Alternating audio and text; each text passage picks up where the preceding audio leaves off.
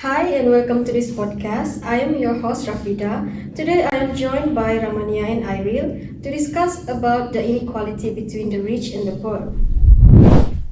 So first let's start with what inequality is. So inequality in economics refers to the uneven distribution of economic resources, opportunities, or wealth among individuals or groups, either within a specific society or on a global scale. I like this one issue that has gained a lot of attention for the past few months. It sounds like this: the rich get richer and the poor get poorer. And this saying highlights a growing concern about the uneven wealth. It sparks conversations about the disparities shaping our economic landscape. So today in this podcast, we will unravel the complexities about this issue, exploring its roots, implications, and potential solutions towards a more fair future. So let's start with Airil. What is your point on this issue? Okay, first of all, thank you for inviting me here. When we talk about money, it's important that we talk about the system. We need to understand the rules. You are existing inside a system which is obviously rigged to make rich people richer and for the poor to stay poor. And you can sit there and upset about it, cry about it, and say things the system needs to be changed. But deeply, we all know that it's a waste of time, right? Trying to tackle down the wrong thing. So the best thing to me is to understand the rules of the game and find a way to win. That is so simple. One of the causes of this problem is the mindset. I can talk a bunch of technical causes of this problem, like technological advancement, like education level, and so on. But if people are not mentally ready, which is getting the right mindset, then they will not succeed in the long run. And eventually they will go back to being someone they don't want to be, which is being poor. So the reason that this issue is happening is because poor people think I can't afford that, while rich people always think, how can I afford that? Yes, perhaps it's not fair that the rich people can afford to buy many things which poor people cannot. And the distribution of wealth among society also are not fair. But it's not actually the case. The root of this problem is actually the ethics of poor people, the mindset, how poor people think. Here's what most people don't know. The mind is so brutally powerful. I tell you again, the mind is so brutally powerful. The way we perceive things can make a big difference in our life choices. Picture this. Poor people often say, I can't afford that. Then that alone will close and block all the doors on possibilities. And when someone consistently says, I can't afford that, I can't afford this, it becomes a self-limiting belief. And brother, you not even try yet. Why you say you can afford it? And that's, to me, why you are poor. In contrast, rich people often approach financial challenges with proactive and strategic mindset. They look at it as opportunity instead of immediately saying, I can afford that, I can afford this. They are more likely to ask, how can I afford this? They use it as advantage. This shift in their perspective reflects a set of attitudes and behaviors that contribute to their financial success. So here's the solution to this. Fix your mindset. Try to see things from a different level of perspective. As I said earlier, the mind is so powerful. What you say shapes who you are. If you say that you cannot afford it, you will likely not afford it. If you say that you can afford it, you will likely to afford it. Be optimistic, but realistic at the same time. Instead of blatantly saying that I can afford it, I can afford that, try to find a way first to achieve it. And eventually, you will get what you want. No, I'm not saying this will be easy, but it's the best possible way to achieve what you want in your life. Everything you want in your life, including getting rich. And that's my point. Thanks, Airil. That's an interesting point of view.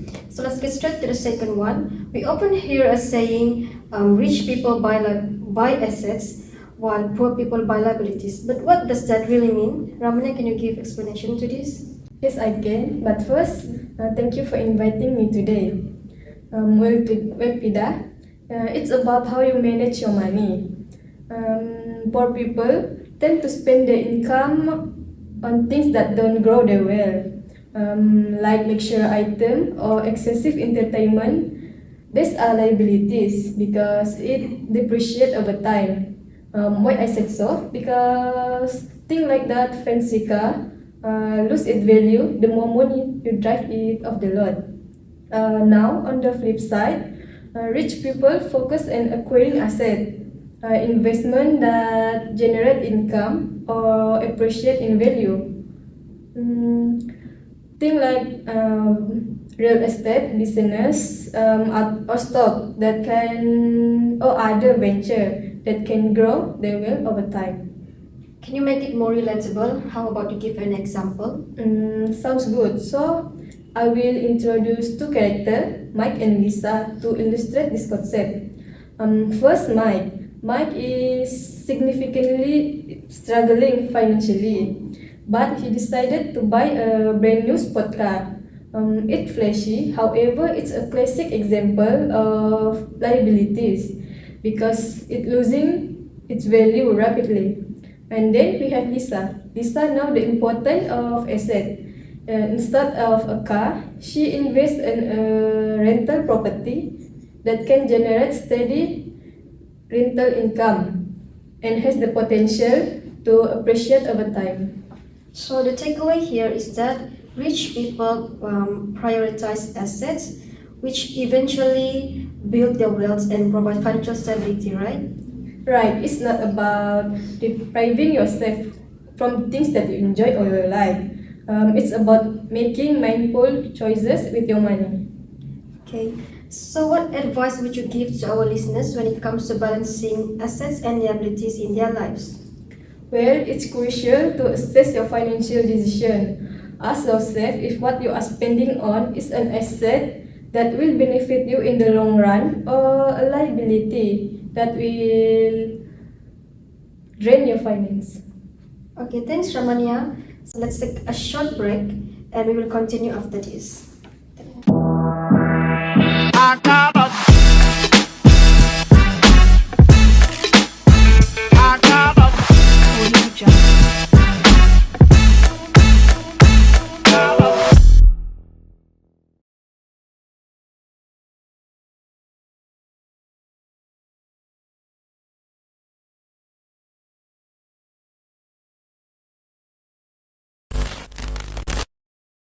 Okay, let's continue our podcast. We will now talk about the impacts of this issue to the people's lives. Airil, do you have any view for this? Yes, this for sure has an impact on people's life. Personally, this is not good for poor people as all the limited goods and services will go to the rich people. But as what Ramanya just said right now, poor people tend to spend their income on things that don't grow their wealth. In other words, it's their own fault again. This explains the next point I want to say, and that is poor people think ahead to the weekend, while rich people think ahead to their children's children. It's extremely crazy to me, the fact that these words fit well into our society. The majority of people who are on the beach on the weekend are poor people. You can see that yourself. While the rich people are still in the office planning the next business plan to sustain their great-grandchildren. I mean, how can you still enjoy your time on the beach while you know exactly you need more money? Your family needs you. And to me, that's the problem with poor people. They go through their life with no plan. If they do so, it's always a short-term one. So I give you one solution to this, and that is you need to have a plan. I believe everything needs a plan. When they built Burj Khalifa, they didn't just decide to do it and suddenly there you have it. an 830-meter tall buildings standing there magically. No, right? It does not work like that. It requires strategic planning, months of learning, and to set up this building. It's the same with making money. When you want to make money, you need to have a strategic plan. You need to set up your goals and find a way to achieve them. You will not get rich by accident. This is what everyone believe, and they don't know this. They have a really incorrect belief, and you cannot get rich by accident. And people say, "Oops, suddenly I become rich by accident." No, you need to have a plan. And this is also related to ethics. Sometimes poor people complaining too much that rich people getting richer. But when it's time to do the work that the rich people did, they just don't want to do it. And talk about fairness, perhaps it's not fair for the rich people too. They are willing to work hours and hours, go through suffer and pain, and suddenly someone that didn't want to go through the hard process started complaining about rich people get richer. I have absolutely no problem with the idea or against it. No, I'm not. I believe the idea of rich people getting richer and poor people getting poor is absolutely correct. But the idea that it's a bad thing that rich people get richer while poor people get poor is just nonsense. It's not a bad idea. If you are poor, then find a way to become rich. It's that simple. I hope you understand me. Okay, understandable. And not only that, income inequality could also result in a lower spending on welfare and public services. When a significant amount of income is earned by the extremely rich, the government will have less money to spend on education or public services needed by the people with lower income. How about you, Ramanya? Do you have any methods to tackle this issue? Yes, I have. Next, I'm going to talk about poor people blame circumstance, rich people make circumstance. By this statement, what I mean is our attitude shape how we respond to challenge or setback. For whatsoever reason, there seems to be no shortage of the professional victim nowadays. We all know or have encountered someone like that, the sort of person who continually blaming someone else or wider society for the struggle. For example, like why am I born in this household? How can I become richer? Why my father is not richer? Something like that. This sort of mindset, a person might be perpetually offended by something or someone and lack the attitude that required to be successful, and therefore lack the attitude to be wealthy. Poor people often attribute their financial situations to external circumstances such as perceived or real societal barrier or wider economic condition.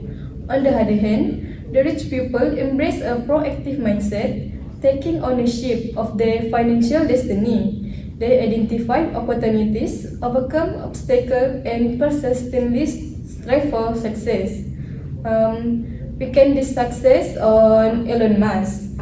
Elon Musk faced multiple of challenges throughout his life, from a difficult childhood in apartheid South Africa family, and to financial struggle and near bankruptcy during Tesla early days. And don't forget his numerous setbacks in SpaceX and the fact that one of his first business paper was voted the worst business concept of the year. Instead of dwelling in its disadvantage, Musk channeled the energy into finding solution. Elon Musk's determination and resilience showcase its power of proactive mindset. He didn't let circumstance define him. He defined his own circumstance. Thank you both of you for your valuable insights. So it is clear that income inequality is not only an economic issue, but it is also a societal challenge. That's all for today's podcast. Until next time, bye. Thank you. Thank you.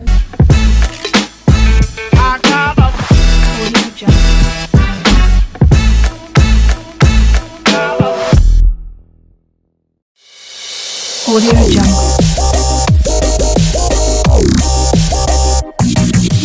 Audio Jungle.